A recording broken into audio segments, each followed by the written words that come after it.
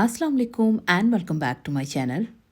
आई hope आप सब ठीक होंगे और हैरियत से होंगे। पार्टी आउटफिट्स हों, वेडिंग ड्रेसेस हों या कैजुअल वेयर हों, अगर हम अपने ड्रेसेस को इस्तेमाल के बाद अच्छे से केयर के साथ स्टोर नहीं करेंगे तो ना सिर्फ ड्रेसेस बल्कि हमारे शूज़, हमारे बैग्स एंड ज्वेलरी, मेकअप, ये सब कुछ बहुत जल्द ख़राब होने के चांसेस होते हैं। आज के व्लॉग में कुछ ऐसे टिप्स शेयर करने जा रही हूँ जिनसे ना सिर्फ ड्रेस सेंस इम्प्रूव होगी बल्कि आप अपने ड्रेसेस को अच्छे से प्रोटेक्टेड तरीके से स्टोर भी कर पाएंगे।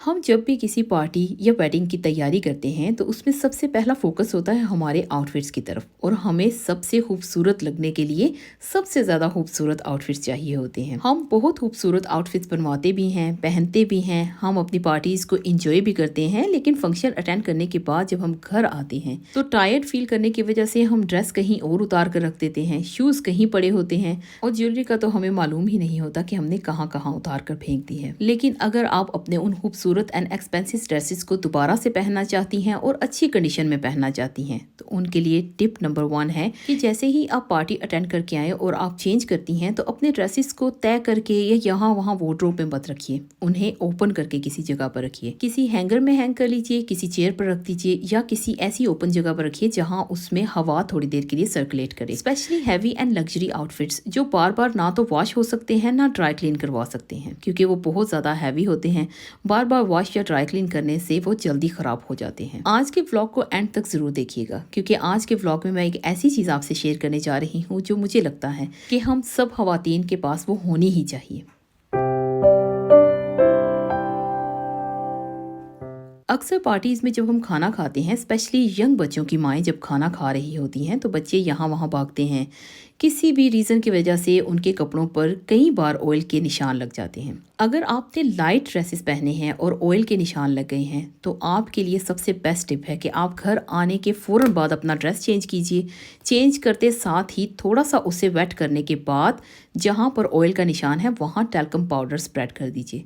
3 से 4 घंटे तक उस टैल्कम पाउडर को उसी पर रहने दीजिए और फिर आप अपने सिंक में जाकर उसे सिर्फ पानी के साथ वॉश कर दीजिए। आपका जो ऑयल का निशान है वो वहाँ से गायब हो जाएगा। हमने जो ड्रेस पहना है वो खूबसूरत तभी दिखेगा जब हमने एक खूबसूरत पेयर ऑफ शूज़ पहना होगा। लेकिन कई बार क्या होता है ना कि हम जब वेडिंग्स की या पार्टीज़ की तैयारी करते हैं तो हम अपने ड्रेसेस के साथ शूज़ तो ले लेते हैं, ट्राई करके उन्हें फिर उनके बॉक्स में रख के एक साइड पर रख देते हैं। जब वेडिंग डे होता है तब हम उन्हें निकाल कर पहनते हैं और थोड़ी देर पहनने के बाद वो इतने पेनफुल होने लगते हैं कि या तो ब्लिस्टर बन जाते हैं या हमसे चलने ही नहीं होता। तो इसके लिए सबसे बेस्ट हल ये है कि जब भी आप शूज़ पहनने लगें, अगर आपको जल्दी में पहनने हैं तो पहले आप पेयर ऑफ सॉक्स पहनिए, फिर थोड़ी देर के लिए शूज़ पहनकर अगर आपके घर में हेयर ड्रायर है तो आप थोड़ी देर के लिए उन पर वार्म एयर कीजिए और तकरीबन 2-3 मिनट्स के बाद आपके शूज़ आपको लूज़ फील होने लगेंगे। जैसे ही लूज़ फील होने लगे तो आप हेयर ड्रायर बंद कर दीजिए और अपनी सॉक्स उतारकर आराम से अपने शूज़ पहन सकती हैं, क्योंकि उनमें जो स्टिफनेस है वो ब्रेक हो चुकी होती है। अगर हेयर ड्रायर नहीं है तो आप अपने पाँव पर थोड़ी सी वैसलीन लगाइए और उसके बाद अपने शूज़ पहनिए। देखिए, ये ऐसे कुछ टिप्स हैं जो मैंने अपनी लाइफ में इम्प्लीमेंट किए और इनसे मुझे बहुत ज़्यादा आसानी भी हुई और मेरी प्रॉब्लम्स भी सॉल्व हो गई थी।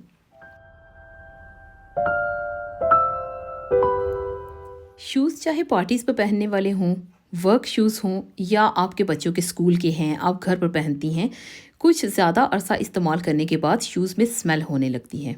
इसके लिए बेस्ट टिप है कि आप अपने शूज़ के अंदर थोड़ी देर के लिए बेकिंग पाउडर को स्प्रेड कीजिए और थोड़ी देर के बाद उन्हें साफ़ कर लीजिए। ज़्यादा देर तक उन्हें नहीं छोड़ना है, क्योंकि बेकिंग पाउडर जितना फ़ायदेमंद है उतना नुकसानदेह भी है हमारे पाँव की स्किन के लिए।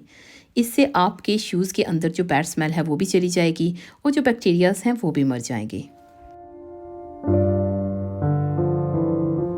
आप जब भी अपने लिए शूज़ बाय करें तो हमेशा अपनी कंफर्ट एंड स्टाइल को मद्देनजर रखते हुए ही शूज़ बाय किया करें। मुझे लास्ट व्लॉग में किसी ने पूछा था कि वो ब्लॉक हील्स पहनना पसंद करती हैं और ब्लॉक हील्स में इतने ज़्यादा डिज़ाइंस नहीं होते हैं। देखिए, अगर आपके पास ब्लॉक हील्स में डिज़ाइंस के ऑप्शन नहीं हैं तो आप प्लेन ब्लॉक हील्स के साथ 2 पेयर रख लीजिए, एक सैंडल्स और उसके अलावा एक प्लेन कोट शूज़ रख लीजिए। उस पर आप शूज़ क्लिप का इस्तेमाल कर सकती हैं।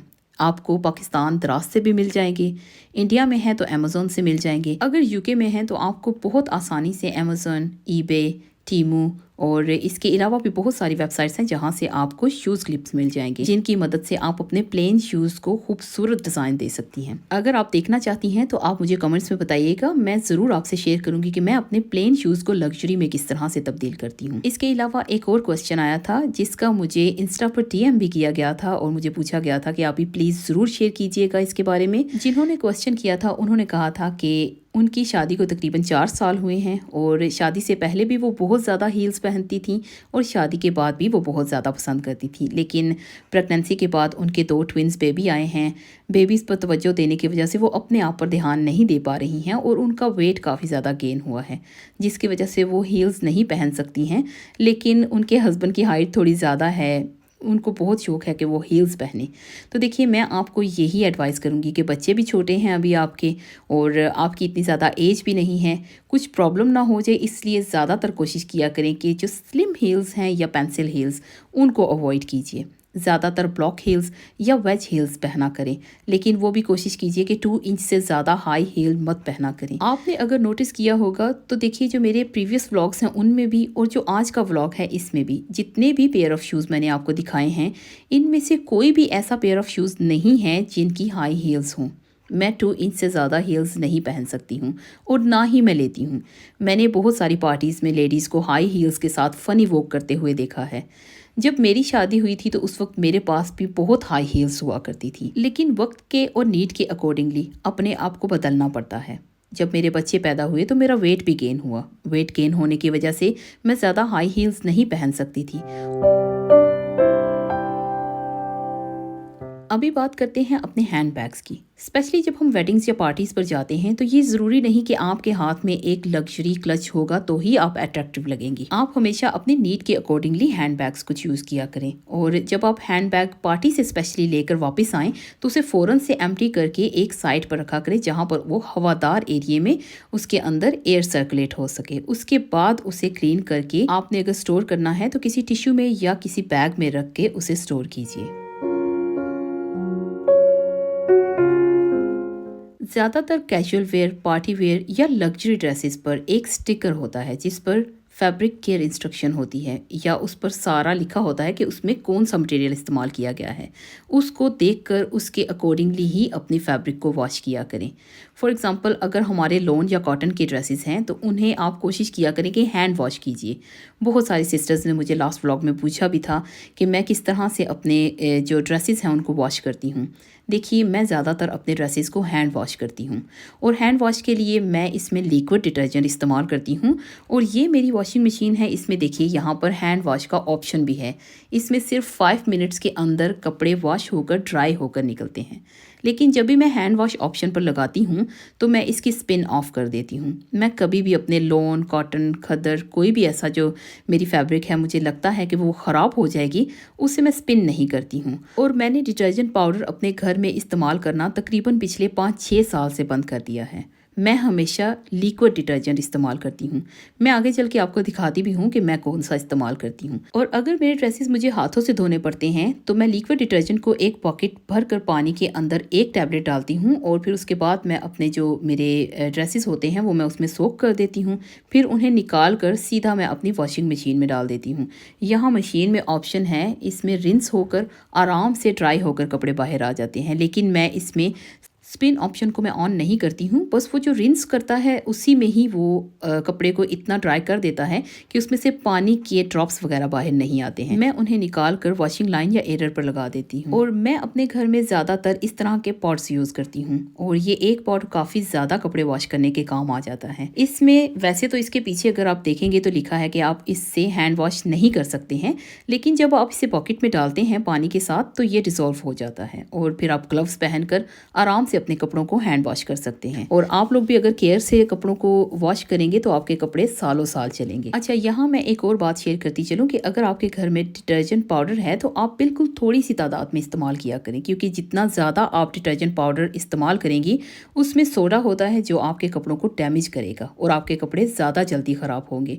और कोशिश किया करें, अगर आप अफोर्ड कर सकते हैं तो एक सही लेकिन अपने घर में फैब्रिक कंडीशनर ज़रूर रखा करें।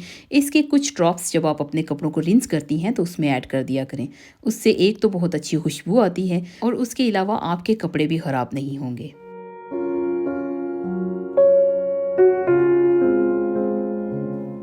यहाँ आपका वो मसला जो सभी बहनों के साथ होता है वो हल करने जा रही हूँ। ज़्यादातर पार्टीज अटेंड करने के बाद स्पेशली समर में हमें अंडर आर्म स्वेट के साथ हमारे ड्रेसेस बहुत जल्दी ख़राब भी होने लगते हैं और बहुत अजीब सी स्मेल भी आने लगती है। इस तरह के बहुत सारे पर्सनल मसाइल जो हम ख़वातीन एक दूसरे के साथ भी शेयर करने से हिचकिचाती हैं, लेकिन इंशाल्लाह फ्यूचर में मैं एज एन इन्फॉर्मेशन आप लोगों से कुछ ऐसे मसाइल शेयर करूँगी जो मुझे लगता है कि हम सब बहनों को मिलकर एक दूसरे के साथ शेयर करने चाहिए, एक दूसरे के एक्सपीरियंसेस जानने चाहिए, जिससे हम अपने मसाइल को हल कर सकें। उस स्मेल से अपने एक्सपेंसिव ड्रेसेस को प्रोटेक्ट करने के लिए ये स्वेट पैड्स मिलते हैं जो आप अंडर आर्म्स के नीचे इस्तेमाल कर सकते हैं। यहाँ फोटो में भी दिखाई दे रहा है।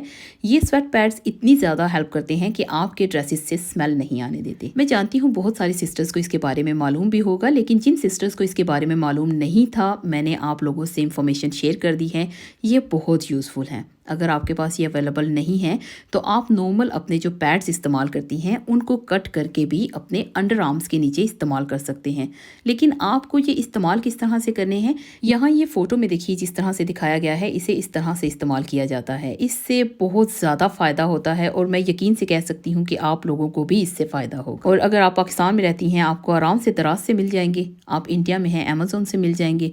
यूके में आप ऑनलाइन सर्च कीजिए, आपको बेशुमार शॉप्स में मिल जाएंगे। आपको super drug, Amazon, eBay, boots, बहुत सारी जगहों पर ये दिखाई देते भी होंगे और शायद बहुत सारी सिस्टर्स इसे इस्तेमाल भी करती होंगी।